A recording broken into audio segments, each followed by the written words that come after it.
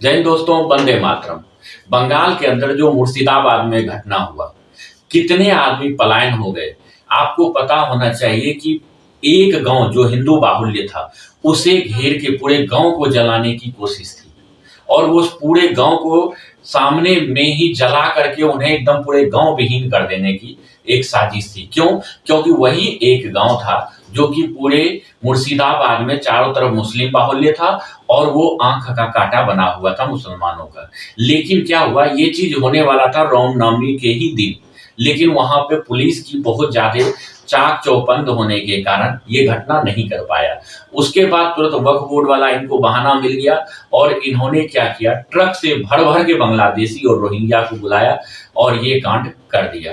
लेकिन ये सब होने के बावजूद अब सभी बंगाल की जो जनता है, खास करके मुर्शिदाबाद का, वो लोग मोदी मोदी नहीं चिल्ला रहे हैं, योगी योगी चिल्ला रहे हैं।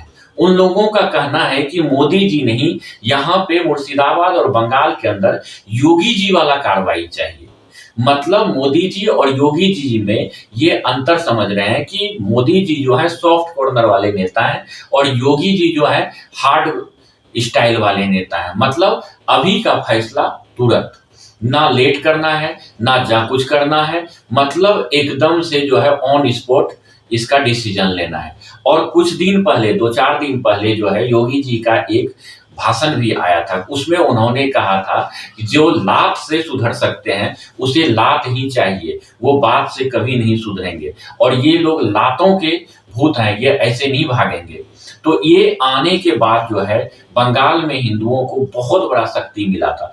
अब वो ये बोल रहे हैं कि योगी जी आप बंगाल में आइए और कैंपेन कीजिए, हमें आपकी जरूरत है, आपको देख के हमारे में बहुत ही ज्यादा साहस होगा। लेकिन बंगाली जनता एक तरफ से ये भी बोल रहा है कि साहस हमारे पास बहुत है, हम लड़ाई बहुत कर सकते हैं, लेकिन क्या है, सरकार इनकी होने के कारण, इनकी मतलब जिहादियों की सरकार होने के कारण पुलिस भी उन्हीं का काम कर रहा है और हमें ही प्रताड़ना झेलना पड़ रहा है।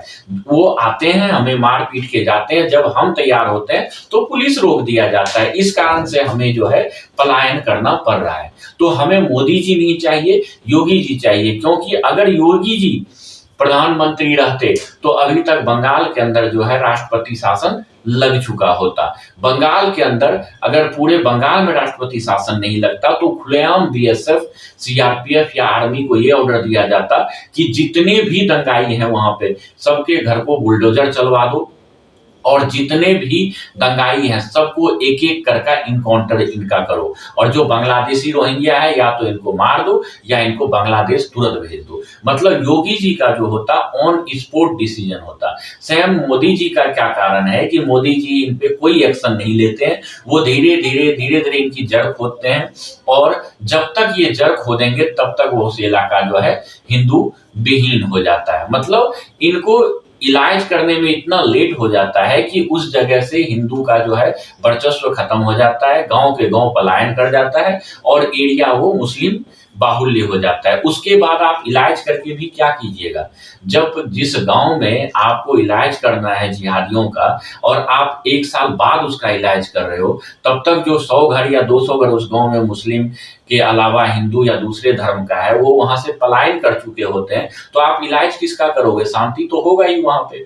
तो इसलिए वहां की जनता जो है मोदी जी का नारा ना लगा के वहां योगी जी को बुलाना चाहते हैं और योगी जी को मुख्यमंत्री तो वहां के नहीं बन सकते, तो वो 2 चीज में देखना चाहते हैं, या तो प्रधानमंत्री के रूप में योगी जी को देखना चाहते हैं या वो चाहते हैं कि अभी तत्काल प्रभाव के अंदर वहां पे योगी जी जो है एक एक गांव जो जलाया गया है वहां कैंपेन करने के लिए जाएं, जो कि उनके कैंपेन से ममता सरकार में जो है बहुत डर फैलेगा।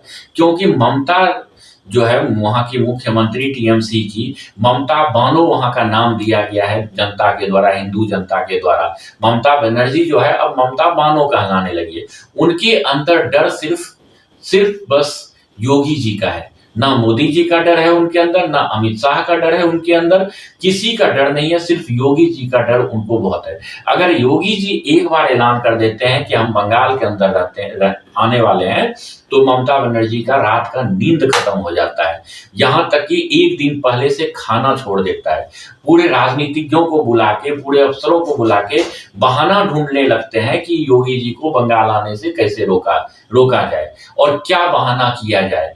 दंगा अगर फैलाना है दंगा फैला दो, या कोई षड्यंत्र रच दो जो कि किसी भी तरह योगी जी बंगाल के अंदर ना आ पाए। और जनता कयास लगा के बैठी हुई है कि अगर योगी जी को प्रधानमंत्री लॉन्च किया जाए तो हम पूरा वोट योगी जी को देंगे और योगी जी बीजेपी की तरफ से फायर ब्रांड बन के आए और पूरे एक एक जगह पे कैंपेन करें। वहां की जनता का कहना है, जो बीजेपी का वहां प्रमुख है शुभेंदु अधिकारी, वो भी एकदम नस पकड़ लिया है जनता का और हर एक जनता का मन देख के उन्होंने भी आग्रह किया है बीजेपी से कि बीजेपी से बड़े लीडरों को आने की जरूरत नहीं है, सिर्फ योगी जी को आप भेजिए, वही एक दवा है ममता बनर्जी का। ममता बनर्जी एक बुखार है या कैंसर है तो उसका पैरासीटामोल जो है वो योगी जी ही है। ना अमित शाह उनको ठीक कर सकते हैं, ना मोदी जी ठीक कर सकते हैं, ना राजनाथ सिंह ठीक कर सकते हैं और ना ही आरएसएस प्रमुख मोहन भागवत।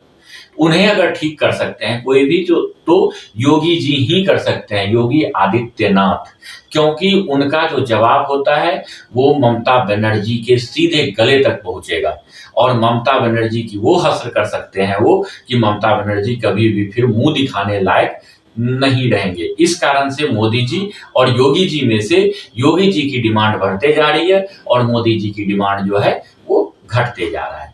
धन्यवाद।